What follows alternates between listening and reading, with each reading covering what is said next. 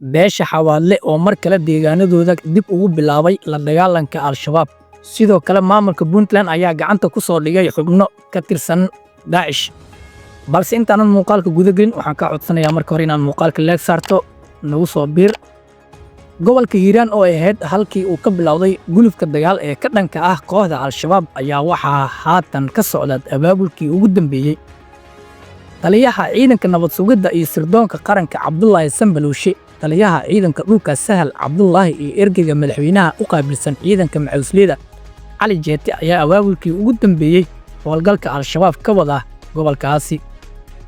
Mas'uuliyiinta oo maalmihii la soo dhaafay ku sugnaa furumaha hore ee dagaalka ayaa haatan waxay ciidamada dowladda iyo kuwa deegaanka u sheegeen in ay u diyaar garoobaan dagaalka shabaabka loogu xureynayo qaybo ka mid ah oo ay ku sugan yihiin gobolka Hiiraan.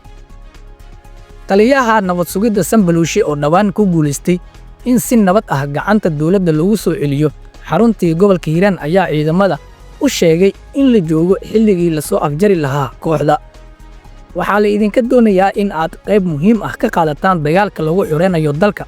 Waxaa laga maarmaan ah in aan iska qabanno dadka ku dhex jira Al-Shabaab ee annagana ku dhex jira. Waxaan rabnaa cadowga in aan meelaha uu joogo ugu tagno, kuwa dhibaatada ay ku hayaanna aad ka xureysaan, ayuu yiri taliyaha nabad sugidda Sambaluushe. Taliyaha ciidanka dhulka ee xoogga dalka Soomaaliyeed iyo Cali Jeete oo ayaga la hadlay ciidamada ayaa sheegay in dowladda ay diyaarisay wax walba oo ku baxaya sidii dalka loogu xureyn lahaa mar kale, isla markaana laga sugayo guulo la taaban karo in ay ka soo hooyaan dagaalka Al-Shabaab oo ay mar kale dib ugu bilaabanaya Hiiraan. Maanta fursad baad haysataan. Shalay hooshii bilaabatay oo xoogaa hakatay darteed cadowgu waa soo duulay oo waa uu soo noqday, ayuu yiri taliyaha ciidanka dhulka ee xoogga dalka Soomaaliyeed.